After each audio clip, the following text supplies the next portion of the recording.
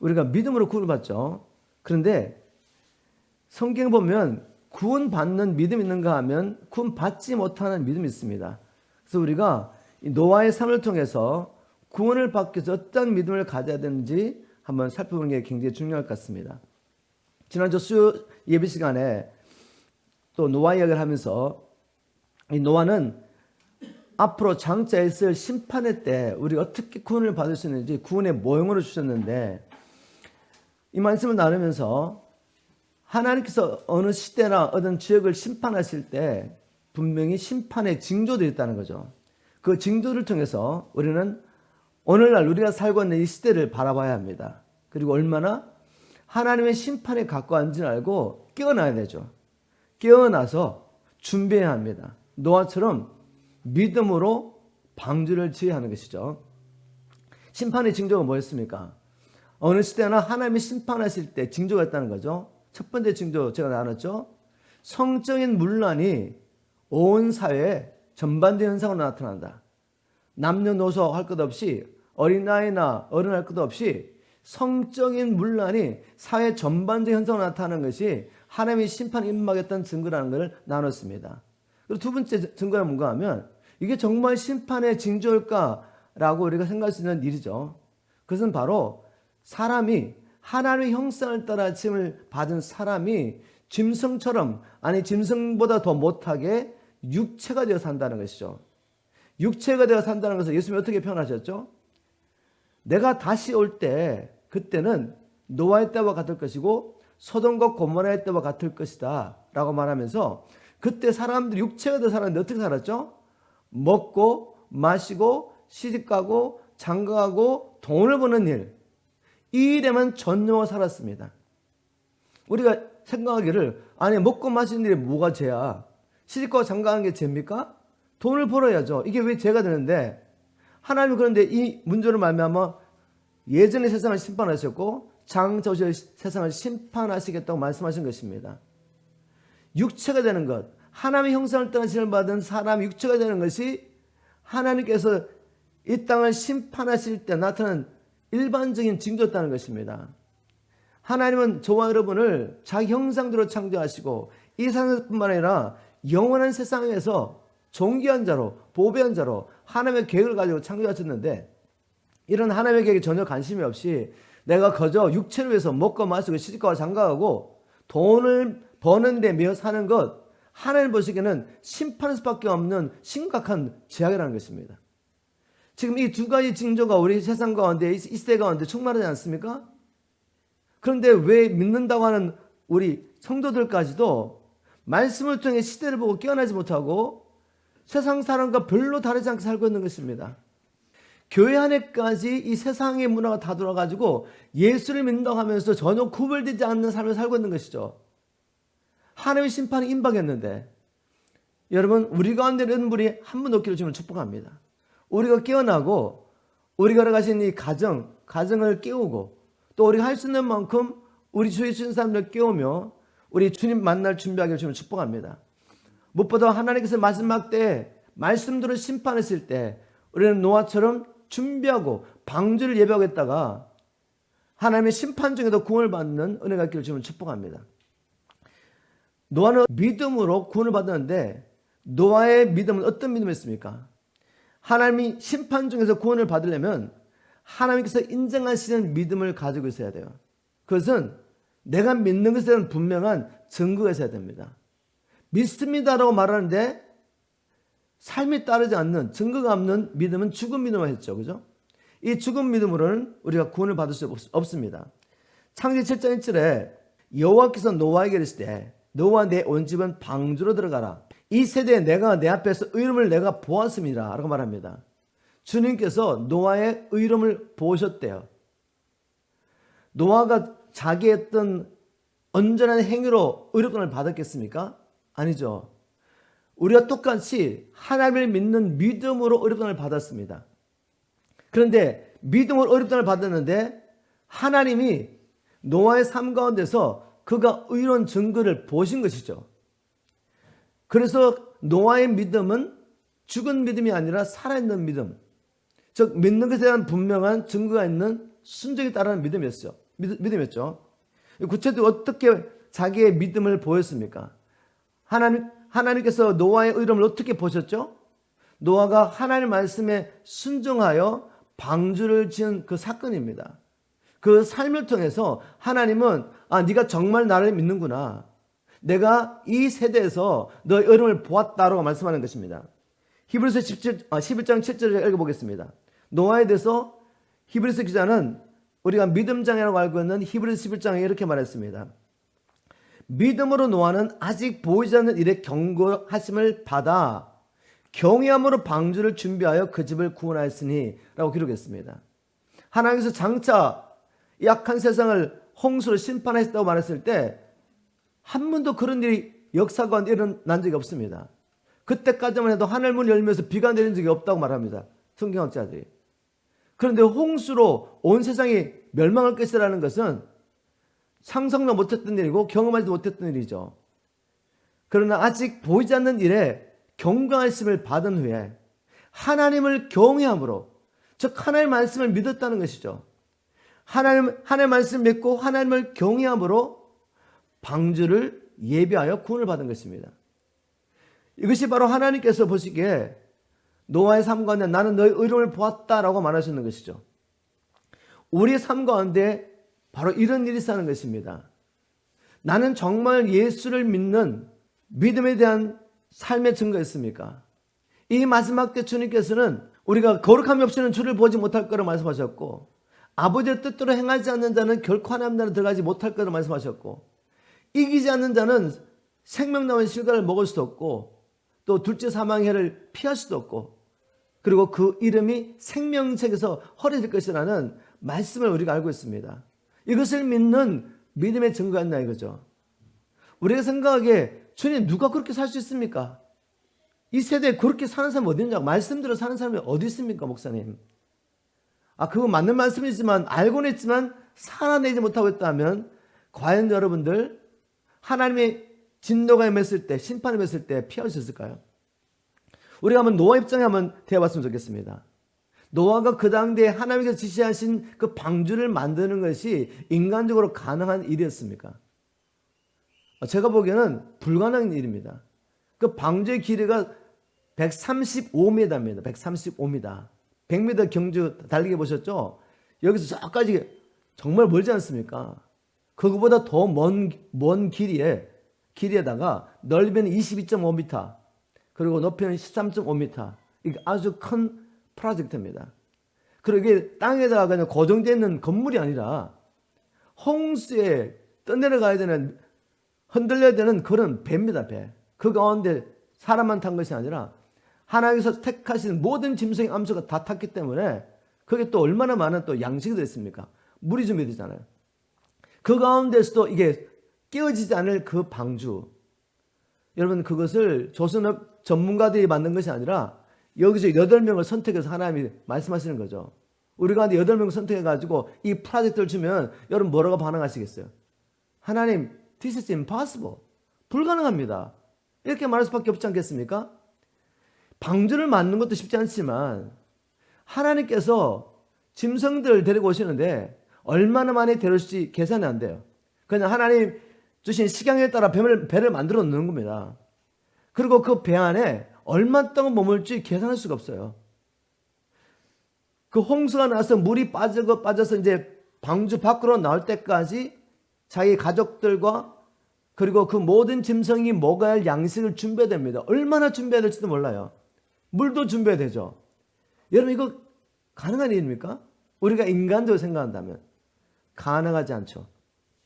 그런데 노아가 믿음으로 순종했다는 것입니다. 하나님 이걸 보신 것이죠. 여러분, 하나님께서 우리에게 맡겨주신 일, 하러 가신 일, 인간적으로 계산을 했으면 절대로 답이 없습니다. 그래서 의인은 믿음으로 사는 것이죠.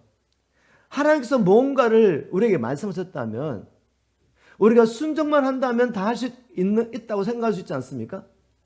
제가 제 사랑하는 딸에게 뭔가를 하라고 부탁했어요. 그렇다면 제가 우리 딸이 할 수 없는 일을 하러 가겠습니까? 좋으신 아버지께서 우리가 할 수 없는 일을 맡겨놓고 못하는 거 보면서 심판하시는 그런 아버지십니까? 아니시죠. 우리 역사를 통해 보면 노아뿐만 아니라 또 갈렙과 여호수아가 가나안 땅을 점령한 일, 하나님의 사람들이 맡겨진 사역을 감당한 일, 뭐든지 하나님께서 감동을 주시고 하라고 하시면 순종하면 그 다음에 따라오는 게 무엇입니까? 지혜와 능력을 주시죠.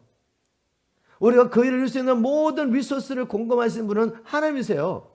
우리는 창조주가 아니에요. 아무것도 없습니다. 모든 것을 가지고 계신 분은 하나님이시고 우리는 단지 그분의 종으로서 그분의 자녀로서 순종할 때 아버지께서 모든 걸 공급하셔서 하게 하시는 것이죠.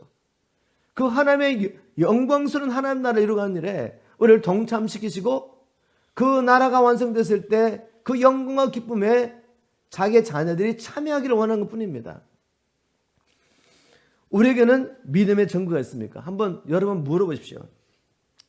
우리가 구원을 받기 위해서는 반드시 살아있는 동안에 하나님 믿는 믿음의 증거가 있을 줄 믿습니다. 우리가 구체적으로 적용을 하면서 주님 어떻게 우리가 이걸 살아낼 수 있습니까? 라는 질문에 대한 답을 했으면 좋겠습니다. 우리 제자들의 삶을 보면 제자들은 예수님이 잡히시는 그날까지 누가 크냐 다퉜습니다. 그런데 그런 제자들이 어느 한순간에 변화가 되죠. 그들은 그때까지 내가 너희를 사랑같이 서로 사랑하는 이 계명에 순종하지 못했습니다.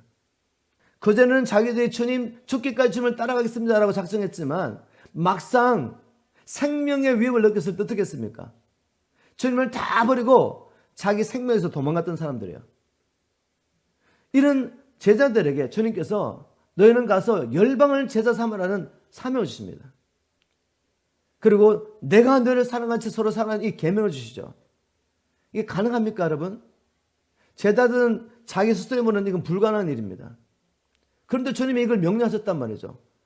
어떻게 주님의 사랑처럼 우리가 서로 사랑할 수 있겠습니까? 어떻게 우리가 열방을 제자 삼을 수가 있겠어요?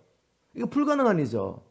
근데 주님이 그렇게 하고 끝난 것이 아니라 볼지어다 내가 세상 끝날까지 너희와 항상 함께 있으리라는 주님의 임재를 약속하셨습니다. 여러분, 이 약속을 믿고 순종하는 자에게 하나님이 하루하신 일을 할 수 있는 능력과 사랑과 지혜와 모든 것이 임하는 걸 믿으십니까? 그들에게 이런 일이 난 것입니다. 120명의 제자들이 하나님께서 약속하신 성령을 받기 위해서 간절한 마음으로 함께 모여서 기도할 때 약속하신 성령이 임했고 그 성령의 능력 세례에 맞아 이제까지 할 수 없던 일을 제자들은 할 수 있게 된 것입니다. 여러분, 성령의 능력 세례를 받고 어떤 일이 있습니까? 첫 번째, 예루살렘에서 예수가 그리스도가 증거하는 사람들 붙잡혀가서 예수님처럼 죽임을 당할 수도 있고 무엇보다도 그 이스라엘 그 사회에서도 순례를 당하고 가족에서도 쫓겨날 수밖에 없는 것이죠. 오늘 지난주도 가정했지만 머슬림권에서 예수를 그리스도로 믿는 이 믿음을 가지게 될 때 집에서 추리당합니다. 그리고 가족 가운데 자기 가족의 명예를 위해서 예수를 믿는 그 사람을 죽여도 살인이 안 돼요. 그런 가운데서 복음을 전한다고 한번 생각해 보십시오. 베드로와 제자들이 성령을 받고 난 다음에 바로 그런 분위기 가운데서 당당히 복음을 전했습니다. 주님께서 명령하신 대로 이 복음을 선포한 것입니다. 예수가 그리스도라고. 이게 어떻게 가능했습니까? 하나님의 성령의 능력을 받고 난 다음에 볼지어다 내가 세상 끝날까지 너희와 항상 함께 있으라는 이 말씀을 따라서 성천하신 예수님은 성령을 받으셔가지고 제자들에게 보내신 것이죠. 그전에도 제자들은 성령으로 거듭났고 성령으로 예수가 그리스도를 선포했고 성령으로 가서 복음을 전파하며 성령으로 귀신을 내어 쫓았죠. 근데 이것은 완전히 다른 차원의 성령의 기름 부심이었습니다. 핍박과 환난 가운데서 두려워하지 않고 복음을 전할 수 있었던 거죠. 예수 믿는 믿음 때문에 환난과 고난이 있었지만 그들은 기쁨으로 복음을 받아들였습니다. 데살로니가서 1장 6절에 보니까 어떻게 데살로니가 성도들이 믿는 그 순간에 핍박과 환난을 받게 되는데 기쁨으로 하나님의 말씀을 받을 수 있었습니까? 성경 보니까 성령의 능력이었습니다. 성령이 주시는 기쁨 때문에 이 진리의 복음을 받아들일 수밖에 없었던 것이죠. 그 결과로서 핍박과 환난이 있지만 그것을 거부할 수 없었습니다. 성령의 능력이었습니다. 그리고 사도행전을 보니까 이런 일이 있습니다. 2장 44절부터 47절까지 제가 보겠습니다. 믿는 사람이 다 함께해서 모든 물건을 서로 통용하고, 그 당대만 해도 뭐 우리 한국식으로 말하면 양반 쌍놈이 있었는데, 노예들도 있었고 주인도 있었고 유대인도 있었고 한란도 있었는데, 이 모든 사람들이 함께 모여가지고 모든 물건을 서로 통용하고, 또 재산과 소유를 팔아 각 사람의 필요를 따라 나눠주며 날마다 마음을 같이하여 성전에 모이기를 힘쓰고 집에서 떡을 떼며 기쁨과 순전한 마음으로 음식을 먹고, 내가 너를 사랑하지 서로 사랑하는 말씀을 정말 실제로 살고 있습니다. 어떻게 가능했습니까 이게? 이제는 성령의 능력이 사도들뿐만 아니라 모든 성도들에게 임한 것입니다. 성령을 부어주시고 성령의 권능을 부으시겠다는 이 약속은 사도들만 위하는 것이 아니었습니다. 베드로가 고백하죠. 이 약속은 우리뿐만 아니라 먼 데 있는 모든 사람들, 하나님께서 원하시는 모든 사람들을 위한 것이다. 그 중에는 저와 여러분까지 포함되어 있는 것입니다. 여러분 믿으십니까? 우리에게 필요한 건 뭐죠? 내가 앉아가지고 계산하면서 이거 할 수 없어 불가능해 라고 말하는 것이 아니라, 주님 말씀하셨는데 이 말씀을 따라 살 수 있도록 약속하신 성령의 능력으로 기름 부으십시오 라고 초대교회 성도들처럼 기도하는 것입니다. 안 된다고 말하지 마시고, 여러분이 아무리 논리적으로 하나님 이것은 불가능했습니다. 내가 이 형제를 사랑하는 것은 불가능했습니다. 내가 이런 상황 가운데서 생업을 내려놓고 복음 전하는 것, 이건 불가능했습니다.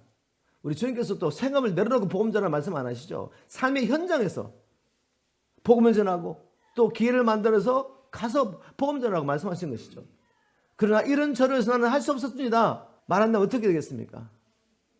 우리는 하나님의 말씀에 순종함으로 주님 안에 방주되시는 주님 안에 거하는 일에 실패했기 때문에 우리는 심판을 피할 수 없다는 말씀이 성경 말씀이에요. 제가 여러분을 지금 위협하는 게 아닙니다. 말씀을 있는 그대로 들려주는 거죠. 이제는 여러분이 선택하셔야 돼요. 내가 무엇을 믿을 것인가? 영원한 하나님 나라에 들어가기를 선택할 것인가? 아니면 육신을 가진 땅에 사는 동안에 좀 편리하게 그냥 살기 원하시는지, 넓은 문으로 가실 것인지 좁은 문으로 들어갈 것인지 여러분 선택하라는 말씀이죠.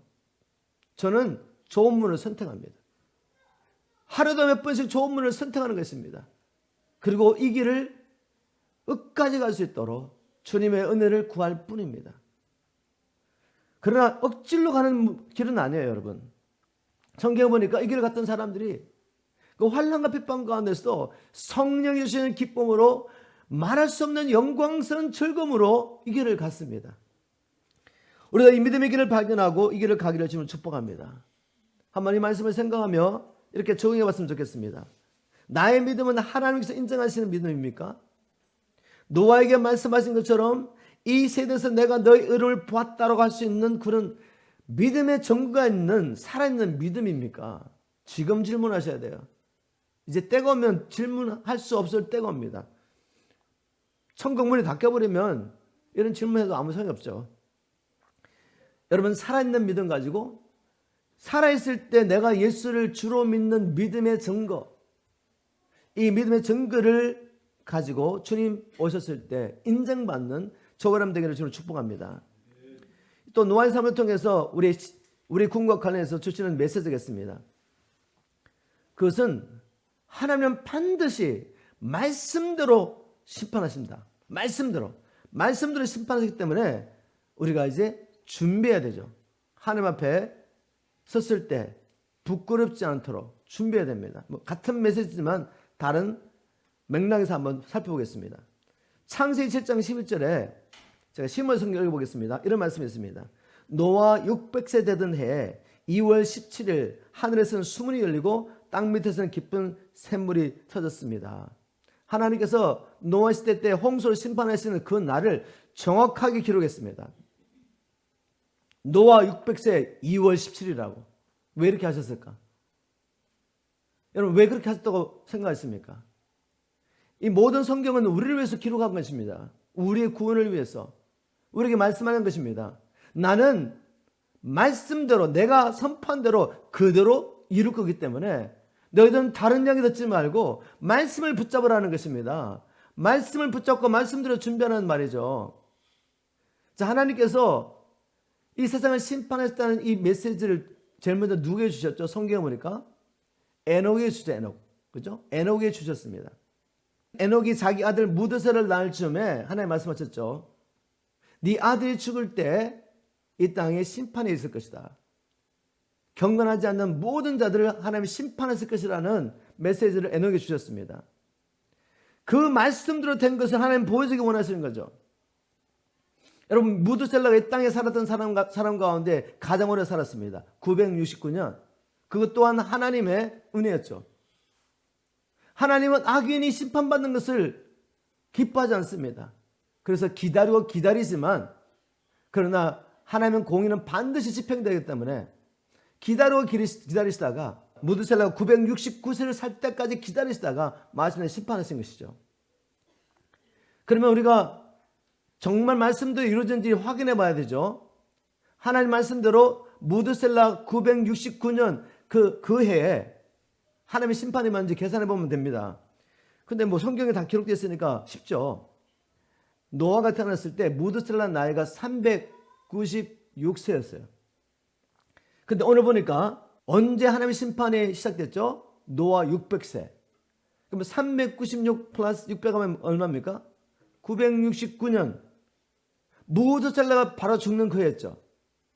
하나님 말씀대로 정확하게 무드셀라가 죽는 그 해, 노아는 600세 되던 그날, 그해 2월 17일 날 홍수가 시작된 것입니다. 하나님 말씀대로 이루어졌죠. 여러분, 이런 말씀 들을 때 하나님의 말씀에 대한 경외함이 생기지 않습니까?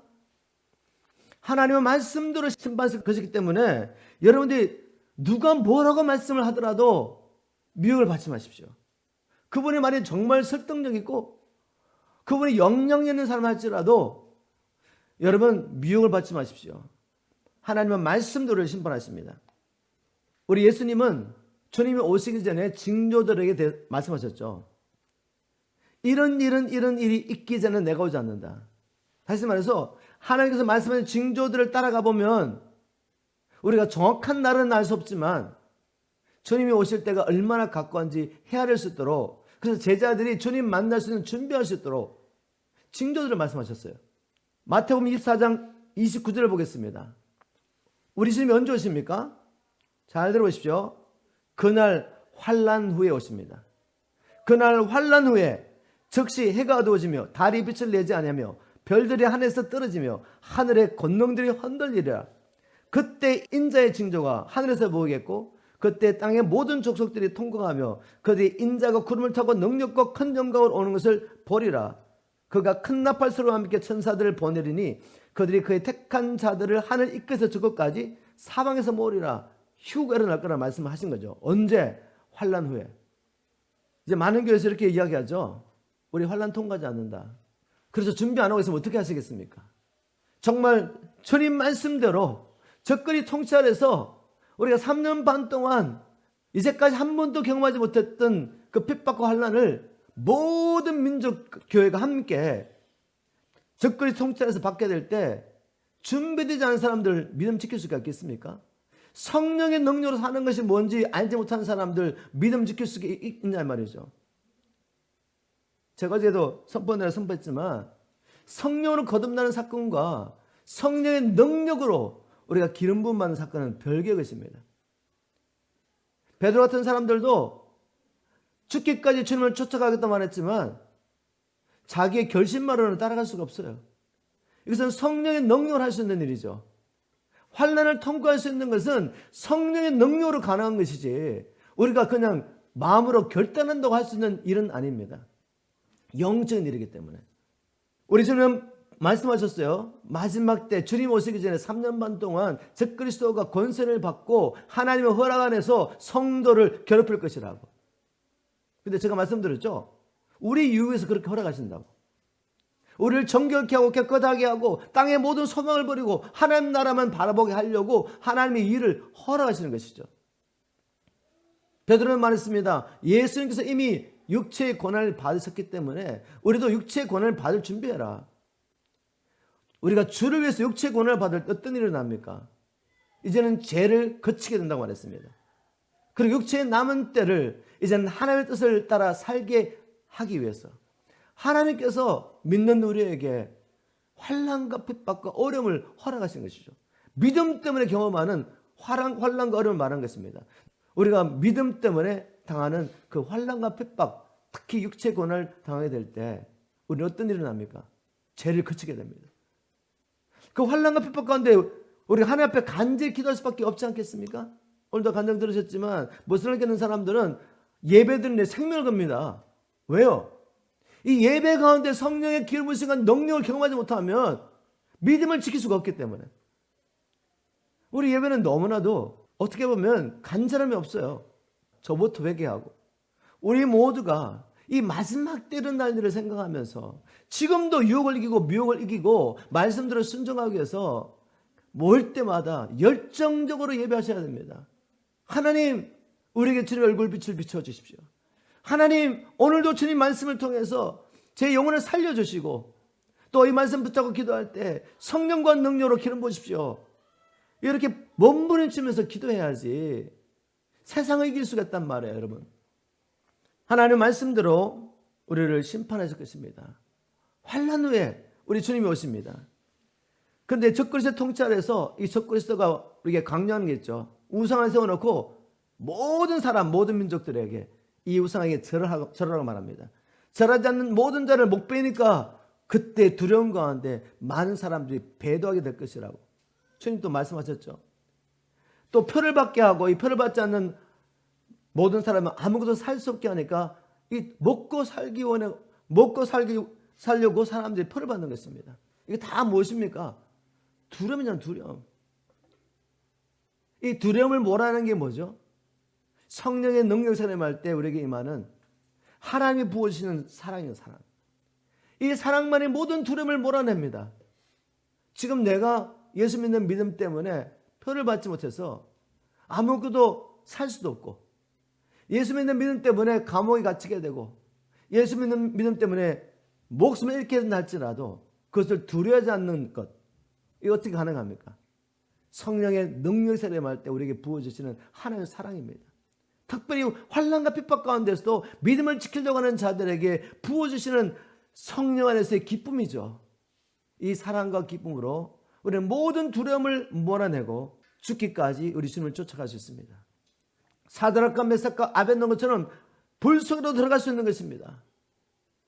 이것은 우리 힘으로 할 수 없습니다. 하나님께서 약속하신 성령의 능력으로 기름 부을 때만 가능한 것입니다. 바로 데살로니가 교회가 이 성령의 능력으로 환난과 핍박 가운데서도 바울이 전한 이 복음을 기쁨으로 받아들일 수 있었던 거죠. 우리가 한번 적용해 보겠습니다. 나는 주님을 만나기 전에 먼저 환난을 통과해야 된다는 주님의 말씀을 믿습니까? 이걸 믿는다면 환난과 핍박 중에도 끝까지 믿음을 지킬 수 있도록 약속하신 성령의 능력을 받기 위해서 우리가 모이기를 힘써야 됩니다. 모여서 함께 합심해서 기도하며 땅의 것을 구하지 않고 하나님 나라를 구하면서 주님 앞에 간절히 우리가 기도해줄 줄 믿습니다. 이런 일이 저와 여러분 가운데 실적으로 나기를 주님 축복합니다. 또 노아의 삶을 통해서 우리가 배울 수 있는 것은 천국 문을 한번 닫히면 이제는 다시는 열리지 않는다는 거죠. 창세기 7장 16절 제가 쉬운 말 성경을 한번 읽어보겠습니다. 하나님께서 노아에게 명령하신 대로 살아 숨쉬는 것들이 모두 종류대로 암수 짝을 지어 배 안으로 들어갔다. 그것들이 모두 배 안에 들어가자 주께서 뒤에서 친히 배의 문을 닫으셨다. 하나님 택하신 짐승의 암수가 다 배에 들어갔습니다. 노아의 가족도 다 들어갔습니다. 방주 안에 안전하게 들어간 것입니다. 그리고 하나님이 친히 문을 닫으십니다. 그리고 하나님 말씀대로 하늘 문이 열리고 비가 홍수같이 막 쏟아집니다. 땅에 깊은 샘들이 터지면서 40일 동안 하늘과 땅에서 물이 쏟아지니까 온 세상이 다 덮이지 않겠습니까? 그전까지 마른 땅에다가 엄청난 배를 짓고 있는 노아를 보면서 사람들이 얼마나 조롱했겠습니까? 그런데 놀랍게도 이제까지 한 번도 일어나지 않은 일이 일어난 것입니다. 하늘의 문이 열면서 비가 쏟아지기 시작한 거죠. 땅의 물들이 터지기 시작했습니다. 막 두려움 가운데 우리 상상하는 것입니다. 노아의 방주로 막 달려왔습니다. 그런데 아무도 그곳에 들어갈 수가 없어요. 방주의 문이 닫혔습니다. 여러분, 이 비슷한 메시지가 우리 주님의 비유가 있지 않습니까? 마태복음 24장 25장에 우리 주님께서 마지막 때 징조를 말씀하시고 다른 사람이 아니라 제자들에게 경고하시려고 4가지 비유를 말씀하십니다. 4가지 비유의 핵심은 이거죠. 너희들 준비하고 있어라. 깨어 준비하고 있지 않으면 아무도 하나님 나라 들어갈 수가 없다.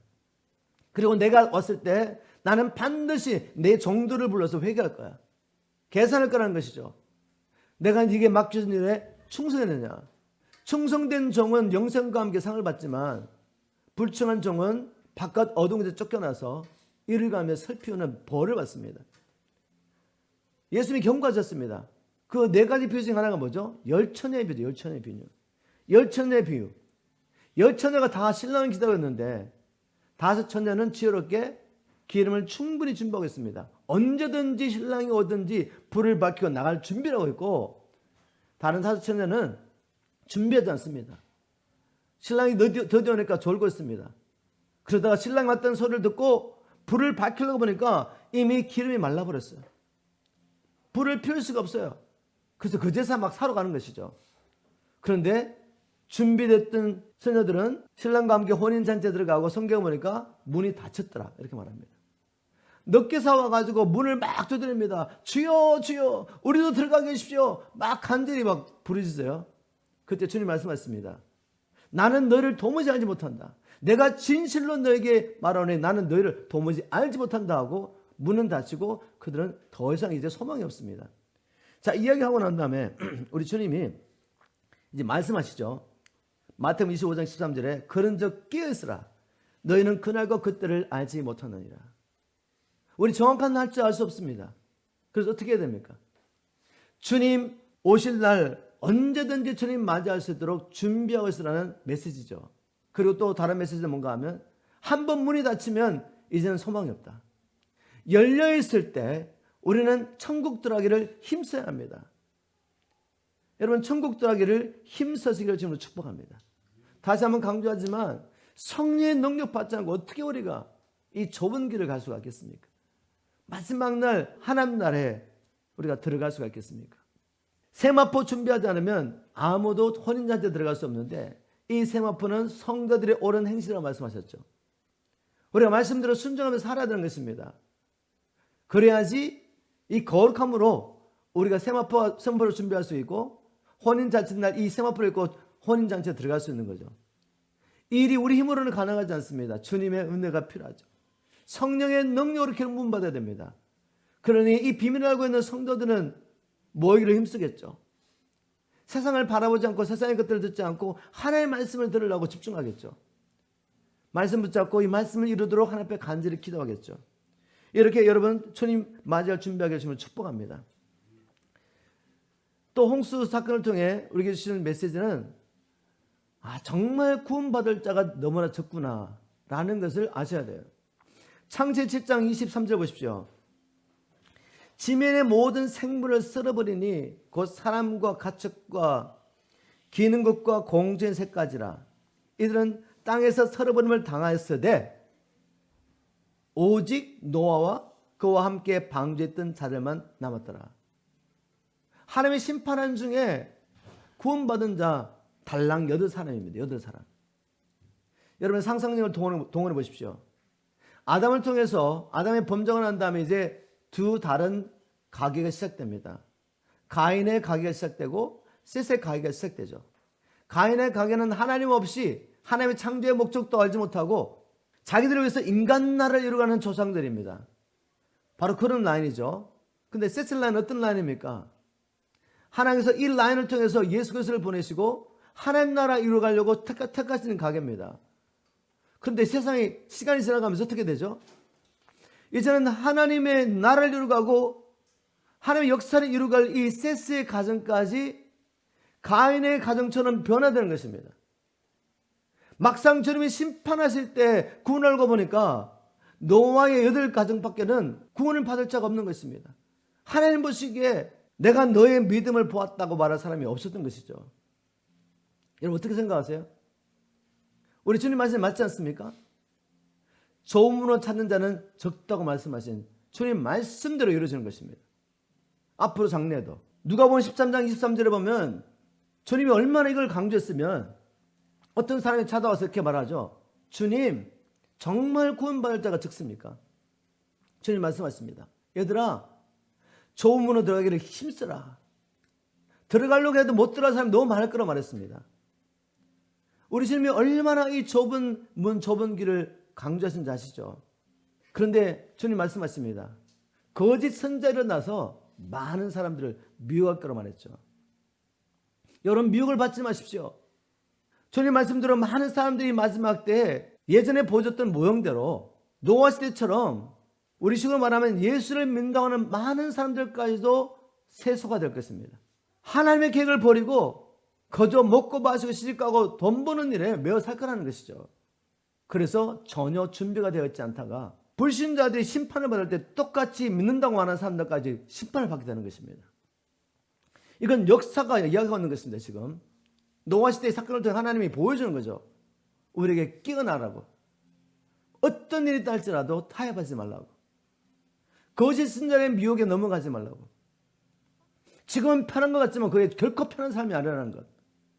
자기를 부인하고 십자가 지고 하는 것이 힘들고 어렵게 보이지만 거기를 가는 사람은 여기에 진정한 자유가 있음을 알게 됩니다. 여기에 진정 하나님 주시는 기쁨과 행복이 있는 것을 알게 되죠.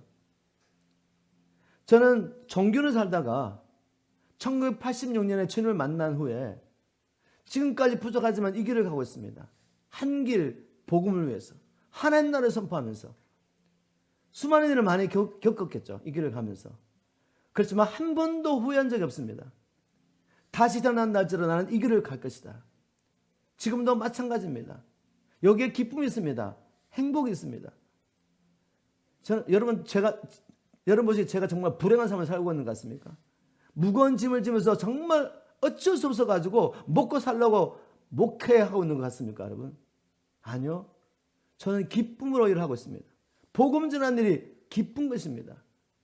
여러분을 섬기는 것은 제게 특권이죠. 여러분과 함께 이 길을 갈 수 있는 것은 하나님의 특권입니다. 말씀을 뵙겠습니다. 하나님은 노아의 삶을 통해서 우리에게 누가 구원받을 수 있는 믿음을 가지고 있는지 분명히 보여주셨습니다.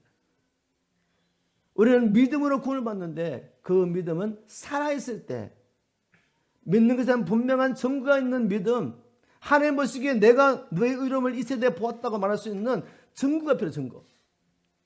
말씀대로 순종하며 사시기를 주님을 축복합니다. 이것은 우리의 결단만으로 되지 않죠. 성령의 능력세를 받지 않으면 감당할 수가 없습니다. 그런데 이건 우리에게 이미 주어진 것이죠. 예수 그리스도 안에서 모든 신령한 복을 이미 우리에게 주셨습니다. 생명과 경건에 속한 모든 능력들을 우리에게 주셨습니다. 이제 우리가 해야 하는 뭐죠? 우리를 위해서 예비된 것을 믿음으로 취하는 것입니다. 엘리야처럼 약속을 받을 때까지 포기하지 않고 하나님 앞에 간구하는 것입니다. 다른 선택이 없기 때문에. 이렇게 우리가 하나님의 말씀에 동의하면서 함께 하나님의 성령의 능력으로 기름 부음 받고 우리 개인과 또 우리 공동체로 가신 주님의 뜻을 다 행하다가 우리 주님 오신 날 우리가 함께 주님 앞에 서기를 주님을 축복합니다. 잘했다 충성된 종아라고 칭찬을 받고 우리 하나님 나라에 들어가서 영원토록 하나님과 함께 하나님 나라를 다스리는 저와 여러분 되기를 주님으로 축복합니다.